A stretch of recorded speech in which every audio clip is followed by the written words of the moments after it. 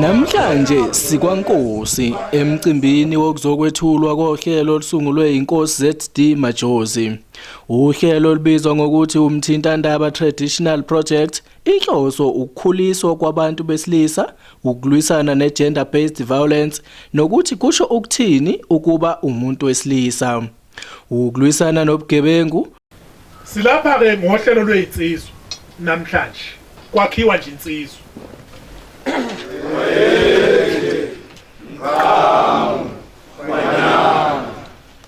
Yakhuleka makhosi amakhulu.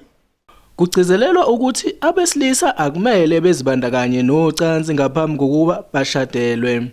Vakashela ikhasi lethu Mthethe TV ku YouTube uthole zonke izingxoxo.